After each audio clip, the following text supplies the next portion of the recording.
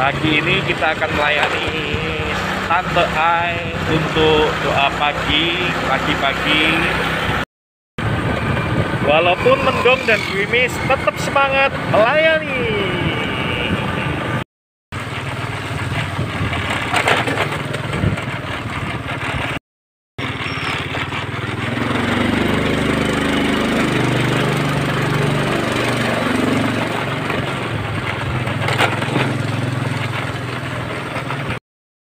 Kita sudah sampai ke rumah ya. Selamat pagi Tante. Sembah dan puji Tuhanmu, sembah dan puji Tuhanmu, sembah dan puji Tuhanmu. Yesus Tuhan adalah Raja. Terima kasih Tuhan.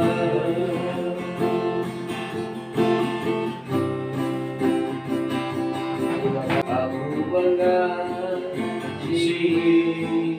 Engkau Yesus dengan segenap hatiku. Aku mengasihi Engkau Yesus dengan segenap jiwaku. Ku renungkan firman-Mu siang dan malam, ku pegang perintah-Mu dan ku lakukan. Engkau tahu ya Tuhan, tujuan hidupku hanyalah untuk menyenangkan hati-Mu, menyenangkan hati-Mu.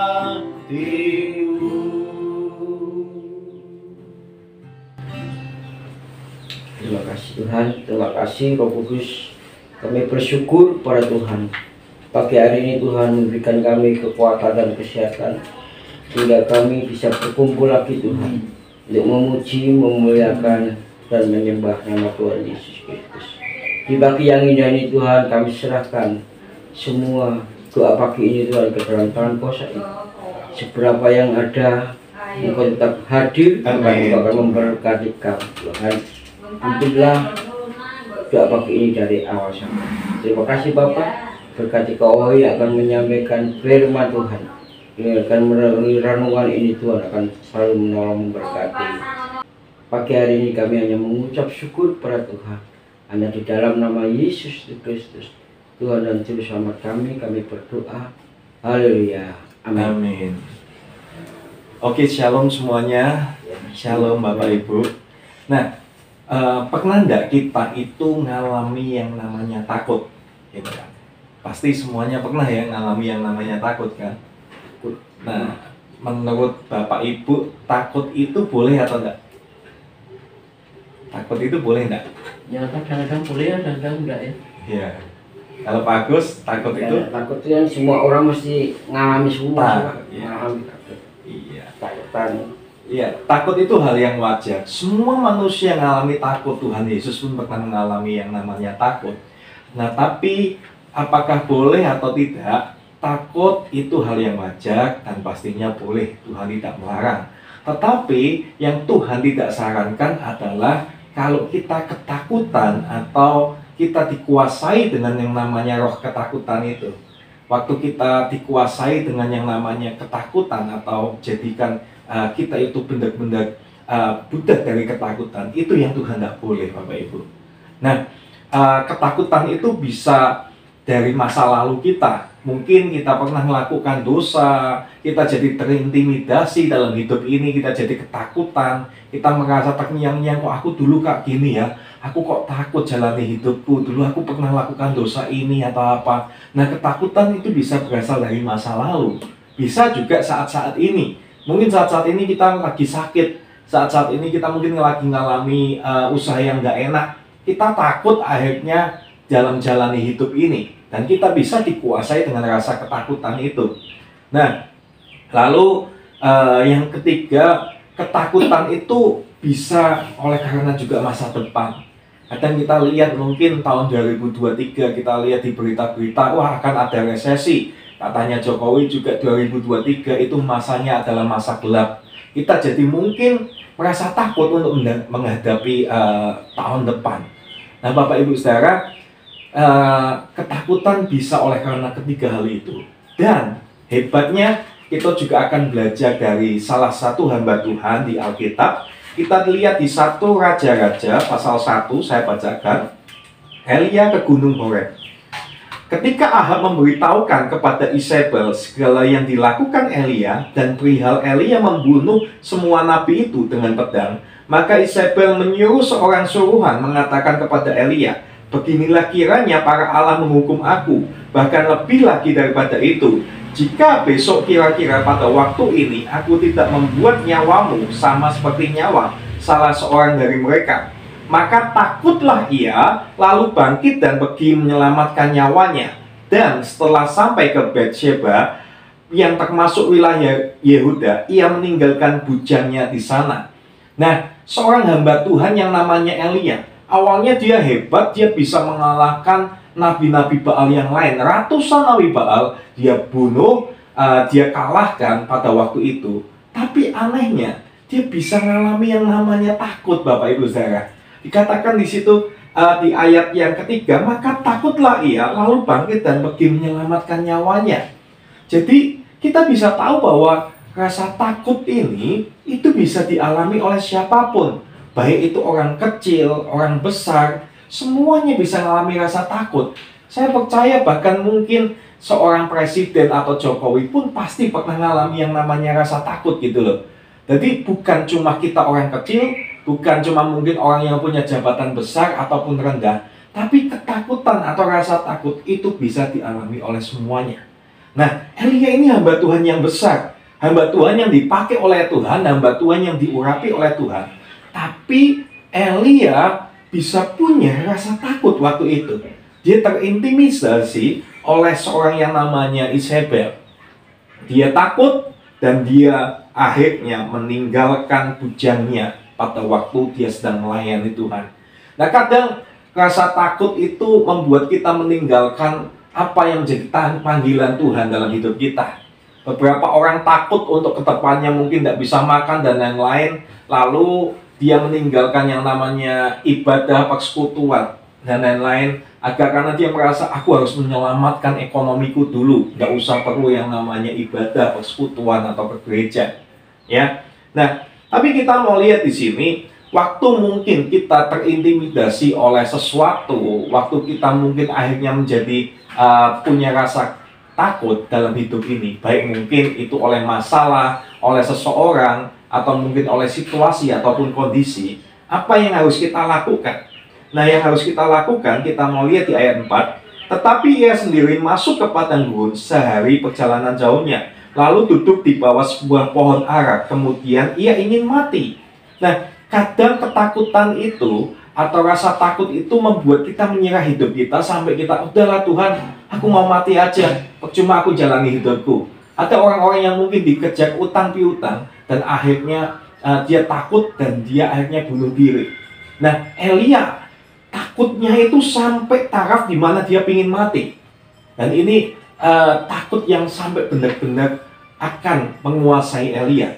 Nah, tapi hebatnya yang perlu mungkin kita juga contoh adalah Elia ngomong sama Tuhan, cukuplah itu sekarang ya Tuhan. Jadi dia sharing sama Tuhan, dia datang sama Tuhan.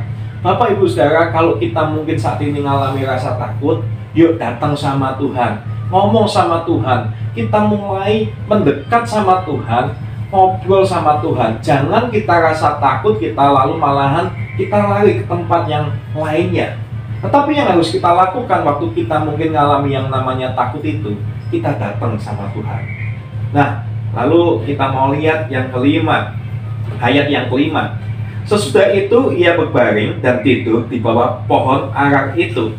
Jadi saat kita mungkin mengalami depresi atau ketakutan, kita butuh mungkin yang namanya rest, istirahat, baik secara pikiran, tubuh, dan semuanya. Kita butuh menenangkan diri kita dulu, Bapak Ibu Saudara. Kita butuh menenangkan diri untuk kita mengatasi setiap ketakutan kita. Mungkin kita butuh menyendiri atau apa, itu yang harus kita lakukan. Nah, lalu di sini dikatakan, tetapi tiba-tiba seorang malaikat menyentuh dia serta berkata kepadanya, bangunlah, makanlah. Ketika ia melihat sekitarnya, maka pada sebelah kepalanya ada roti bakar dan sebuah kendi berisi air. Nah, Bapak Ibu, lalu Elia makan dan minum, kemudian berbaring pula. Jadi kalau kita mulai rasa takut, selain kita datang sama Tuhan dan kita butuh yang namanya rest, tapi pada waktu mungkin kita rest, kita mungkin sedang menyendiri untuk kita menenangkan pikiran, hati, dan tubuh kita, yang harus kita lakukan adalah makan dan minum itu. Makan firman Tuhan, makan roti yang hidup itu, dan makan air yang hidup itu. Jadi yang harus kita lakukan adalah yang ketiga, kita harus yang namanya menggali dekat sama firman Tuhan, menguatkan hidup kita dengan firman Tuhan, menguatkan hidup kita. Kita mau lihat janji-janji Tuhan lagi di firman Tuhan yang ada. Itulah yang akan menguatkan kita, Bapak Ibu Saudara. Waktu kita takut, kita akan terkuatkan dengan waktu kita membaca firman Tuhan, merenungkan firman Tuhan. Kita akan dapat kekuatan dari merenungkan firman Tuhan itu, ya. Dan kita mau lihat selanjutnya di sini. Tetapi malaikat Tuhan datang untuk kedua kalinya dan menyentuh dia serta berkata, bangunlah, makanlah, sebab kalau tidak perjalananmu nanti terlalu jauh bagimu. Maka bangunlah ia, makan dan minum. Oleh kekuatan makanan itu, ia berjalan 40 hari 40 malam lamanya sampai ke gunung Allah, yakni Gunung Horeb. Jadi makanan itu bisa membuat kita kuat dan kita itu bisa berjalan menjalani kehidupan ini. Elia pada waktu dia berseru sama Tuhan, Tuhan memperhatikan. Jadi waktu kita berseru sama Tuhan, percayalah Tuhan memperhatikan, dan Tuhan mengirim malaikatnya untuk memberi roti dan air. Dan di situ kita tahu bahwa Tuhan itu sudah memperhatikan kita. Tuhan sudah mengirimkan anaknya yang tunggal, yaitu Yesus Kristus untuk kita. Dan kita tahu saat ini kita punya yang namanya firman Tuhan atau Alkitab. Kalau kita makan, kalau kita mungkin renungkan firman Tuhan itu, kita akan punya kekuatan untuk menjalani hidup ini, supaya kita itu tidak takut, Bapak Ibu Saudara. Ya, jadi waktu kita mengalami ketakutan, lakukan beberapa hal ini. Datang sama Tuhan, beristirahatlah, tetapi bukan cuma beristirahat, tapi kita harus merenungkan yang namanya firman yang menguatkan hidup kita, supaya kita punya kekuatan untuk menjalani kehidupan ini. Seperti Elia dikatakan, dia bangun, makan minum, dan dia dapat kekuatan dari makanan itu, dan dia bisa berjalan 40 hari 40 malam lamanya sampai ke gunung Horeb Tuhan. Mari Bapak Ibu, saat ini kita tahu bahwa kekuatan kita itu bukan dari diri kita, tapi dari Tuhan. Mari kita nyanyikan lagu ini. Sebab Kau besertaku,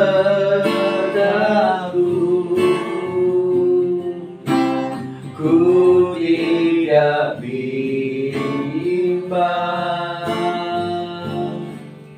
Sebab Engkau Allahku, Yesus memegangku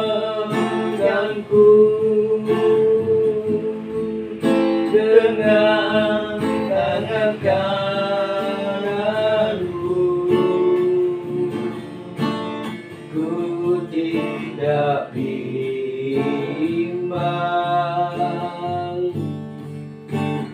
Yesus Tuhan, ku tidak bimbang.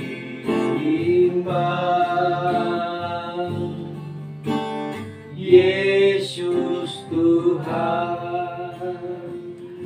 Bapak Bapa, kami bersatu hati berdoa Tuhan untuk Tante Ayah Bapa. Kami percaya Tuhan sertai usahanya Tuhan. Amin. Dalam nama Berkati Yesus. Tuhan, kami percaya Tuhan supaya Tuhan tidak ada ketakutan Tuhan atas Tante Ayah Bapa. Amin.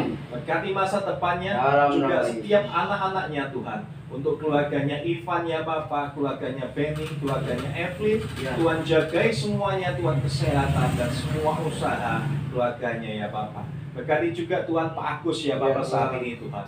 Berkati Tuhan untuk keluarga Pak Agus, Tuhan anaknya ya Bapak. Kami percaya Tuhan, berkati juga masa depan anaknya dan juga Pak Agus dan keluarga dan istri. Amin. Serahkan Tuhan di dalam tangan-Mu ya Bapak. Tuhan yang akan cukupi segala sesuatunya ya Amin. Bapak. Amin. Serahkan Tuhan di dalam tangan-Mu. Di dalam nama Tuhan Yesus kami telah berdoa dan ucap syukur. Haleluya. Dan Amin. itu sering diucapkan